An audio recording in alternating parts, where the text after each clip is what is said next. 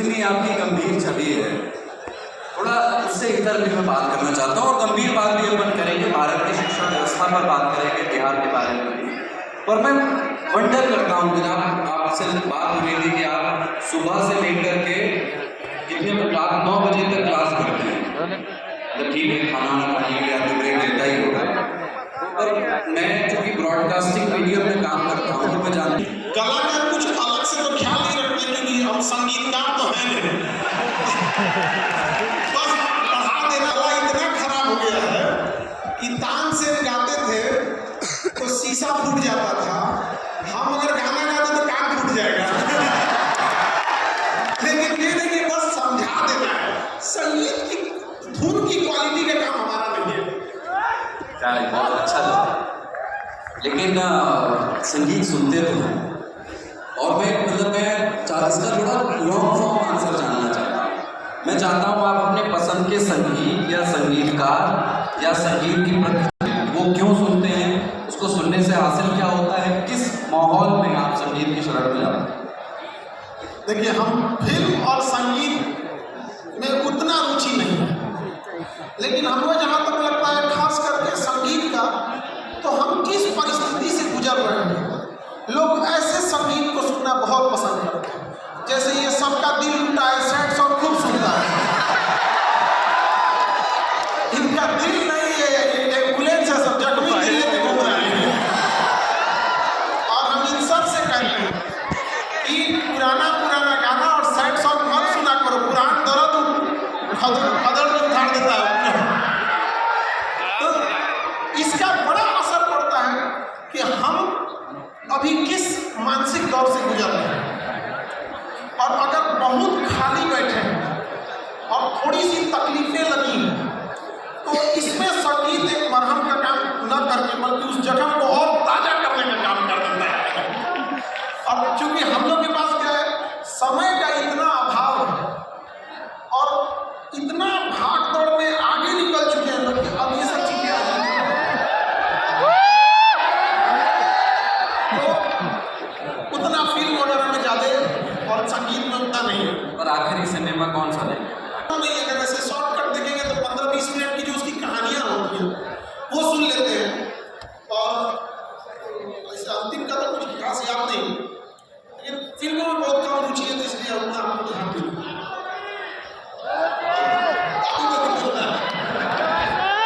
लेकिन जैसे बहुत सारा काम बिहार में कुछ वर्षों में हुआ है, बहुत सारा काम होना बाकी भी है। हमने बिहार में डॉक्यूमेंट्री की इतनी कमजोर कर दिए हैं, अगर ये और सुधार हो जाए, मैं अगर ये कहूँ कि आपको अगर बिहार में इस किस्म की अथॉरिटी फर्ज करते हैं, कल्पना करते हैं, मिल जाए और आप एजुकेशन के पॉइंट ऑफ व्यू से 2-3 बड़े बदलाव जो आप बिहार में करना चाहते हैं। देखिए, जहाँ तक रही विकास की बात करते हैं, देखिए जिंदा रहने को विकास नहीं कहा जाता है, तो अंतर होता है दोनों में। इतना ना पीछे धकेल दिया गया, एक छोटे बच्चे को आप 10 रुपए की लड्डू खरीद के दे देंगे बहुत थैंक यू बोलेगा, तो इतना पीछे धकेल दिया गया कि हम लोग को वही चीज़ें अच्छी लगती है। और कहीं ना कहीं हमको लगता है कि हम लोग इस सब चीज़ों में इतने उलझ गए लोग कि हम लोग के मुद्दे क्या रहते हैं। जहाँ आप देखिएगा जो इंडिया है, पर कैपिटा इनकम मुद्दा है, रोजगार मुद्दा है, हाई इंफ्रास्ट्रक्चर है। आप बैंगलोर के मुद्दों को देखिए, महाराष्ट्र की चीज़ों को देखिए, कितना एक्सपोर्ट कर सकते हैं। हमारे यहाँ थोड़े से मुद्दे अलग होते हैं, पर्सनली हम क्या कर सकते हैं। अभी हम लोग अरबा चावल उसना चावल से ज़्यादा दूर नहीं निकल पाए हैं। जो प्रधानमंत्री, इतने विजनरी प्रधानमंत्री, आप देखिए नरेंद्र मोदी को, आप जीता हुआ व्यक्ति जितना मेहनत करते हैं उतना हारे हुए इंसान को करना चाहिए, जबकि जीते हुए। इंडस्ट्रीज की बात करेंगे, वर्ल्ड क्लास यूनिवर्सिटीज की, इंफ्रास्ट्रक्चर की, कनेक्टिविटी की, यहाँ आए तो हम लोग उनको भी बिगाड़ दिए, लोगों से कहा दिए कि उसना चावल अरबा चावल। तो थोड़ा जरूरत है इससे ज़्यादा आगे आने की कि हम क्या मांग सकते हैं। हमारे लिए अच्छी यूनिवर्सिटी दे दीजिए। अगर आप BHU जैसे यूनिवर्सिटी नहीं दे सकते हैं, दिल्ली यूनिवर्सिटी और इलाहाबाद यूनिवर्सिटी, अलीगढ़ यूनिवर्सिटी नहीं दे सकते हैं, एटलीस्ट उसके एक ब्रांचें खोल दीजिए यहाँ पटना, भागलपुर, यहाँ कहीं, कम से कम तब तक तो पढ़ ले। आप बताइए इन बच्चों का चेहरा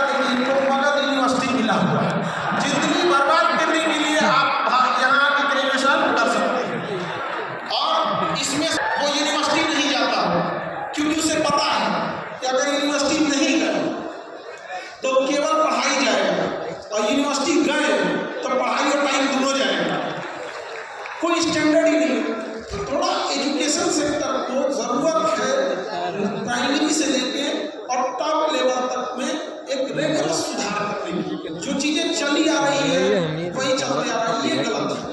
एक इंटरव्यू में आपने कहा, अगर आप थोड़ा समझाएं उसको कि आप उसमें किन किन कामों को समझते हैं कि ये ठीक काम है, 30% जहाँ आपको लगता है कि जो असर रह गई है जिस दिशा में और काम होना चाहिए, उसको थोड़ा इस वाक्य को थोड़ा सा विस्तार दीजिए जवाब दें।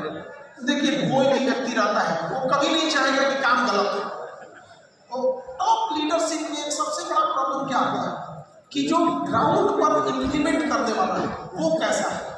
तो हम लोग ये सोच लेते हैं कि दिल्ली में बैठा टॉप लीडरशिप, वहाँ जरूरत है जो ग्राउंड पर है उसको ईमानदारी से काम करने का, उसकी अकाउंटेबिलिटी होनी चाहिए। उसकी अकाउंटेबिलिटी के लिए जरूरी है कि टाइम फ्रेम आप फिक्स कर दीजिए कि ये चीजें इतनी देर में होनी चाहिए। एक छोटा सा जैसे यहाँ यूनिवर्सिटीज का सेशन 4 साल की जगह 6 साल हो जाएगा, कोई पूछने वाला नहीं। वीसी को तुरंत सस्पेंड कर देना चाहिए। किस काम का वीसी है, उसको कोई एग्जाम लिया नहीं जा रहा है।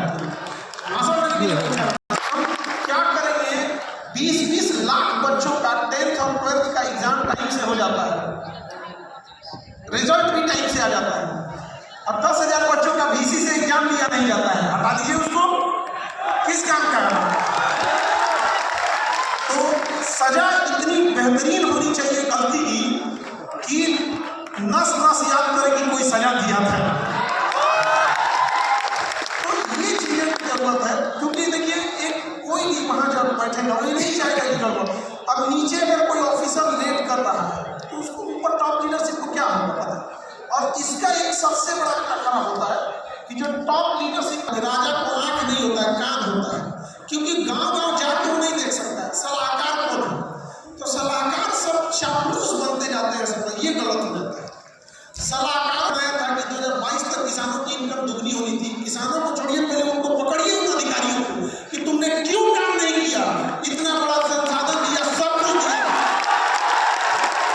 एक आइया जा रहे हो सड़क पे तो 1 किलोमीटर पहले से खाली हो जा रहा है, बस सेक्रेटरी साहब जा रहे हैं, काहे नहीं युवा डबल है, पूछना चाहिए। हम लोग किससे पूछ देते हैं, वो एक इंसान से।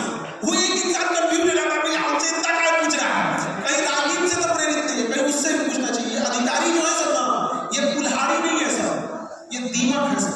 पेड़ पे लगे लगे गिरा देंगे सर, पता ही नहीं चलेगा कैसे नहीं चलेगा। हमको लगता है कुछ अधिकारी लोग भी आए थे ना।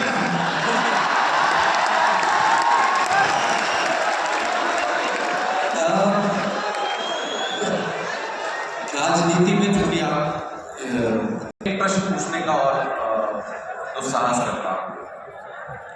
भारत की राजनीति को अगर आप ओवरऑल, जैसे बिहार की बात नहीं कर रहा हूँ, भारत की राजनीति को देखें तो उसमें आप 2-3 तरह की मुख्य दीमकें किनको मानते हैं। जैसे बहुत लोगों का ये मानना है कि भ्रष्टाचार एक दीमक है। कुछ लोगों का कहना है नहीं यार, दरअसल भ्रष्टाचार तो इंसानी गुण है, उसको आप खत्म नहीं कर सकते, वो नैतिक तौर से आपको आराम से खत्म हो जाएगा, बस अब नहीं की जरूरत है।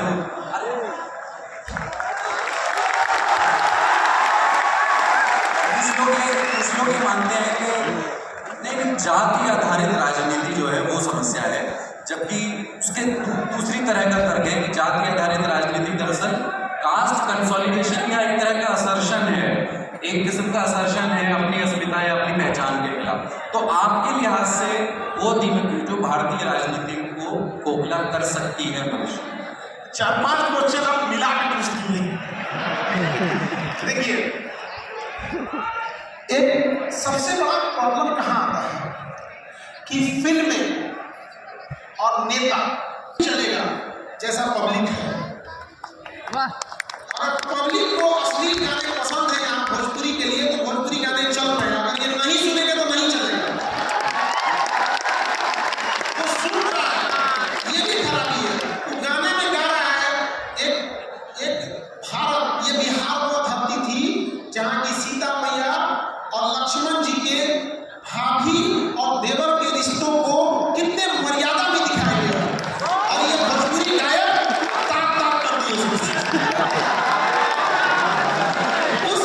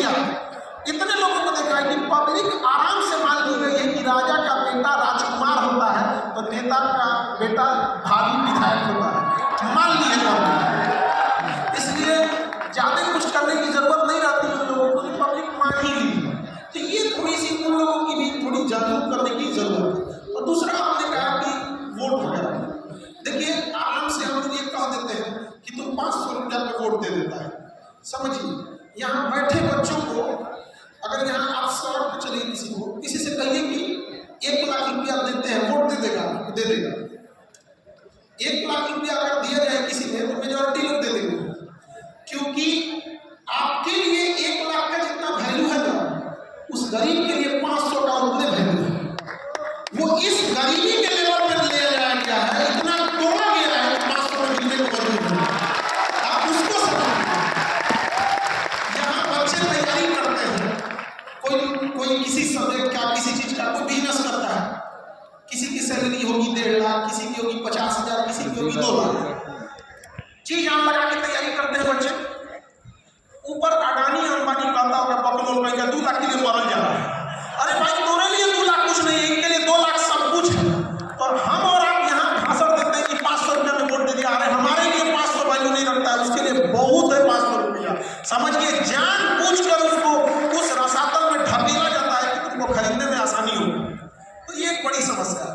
दूसरा आपने कहा जाति, तो देखिए ओवरऑल क्या है कि जो जाति है उसमें बझाने के लिए तो हर छोटी मोटी जाति जो पिछड़ी हो गई है उनको फुसलाने के लिए एक ठो नहीं होता है, हर जाति का अपने पास एक ठो लीडर है, वो पूरा फंसा के लाता है, कहता है तुम्हारा विकास करेंगे, तुम्हारा विकास करेंगे, चलो यार हमारा कितना विकास होगा, अच्छा आप कितना विकास कीजिएगा, आप ही के साथ छोड़ दिया उसको, और उसको बुझेंगे नहीं कर रहे।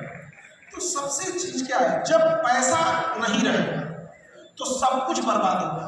लेकिन गरीब इंसान को और मतलब ट्रैप में फंसाने के लिए उसे कहता है शिक्षा जरूरी है। भाई पैसा रहेगा तो पक्का पढ़ाएगा, पैसा रहेगा अच्छी पढ़ाई दे देगा, पैसा ही नहीं रहेगा तो कैसी पढ़ाई दे पाएंगे। चाणक्य इसी धरती के थे, राजनीति की किताब लिखी और किताब का कवर नाम रखे कि अर्थशास्त्र, मतलब आपकी अर्थव्यवस्था खराब हो गई ना, कुल शास्त्र खराब हो गया। इसलिए ये जरूरी है। यहाँ आप देखिए पैसा क्या मायने रखता है। कोई किसी होटल में बावर्ची नीचे किचन में बेचारा गर्मी में खाना बना रहा होगा और वो खाना बन के होटल में जा रहा होगा, होटल का नाम हो रहा है, इसके पास पैसा ही नहीं है, उसको पैसा बस दीजिए ना, अगले दिन अपना होटल खोलेगा, जीवन स्तर उस दिन सही हो जाएगा, बस उसके पास पूंजी ही नहीं है। तो अपने पास ये जो राज्य है, यहाँ सबसे बड़ी कमी किसी चीज की, पूंजी ही नहीं है। और ये समझना बड़ा जरूरी है, पूंजी का बहुत अभाव है यहाँ।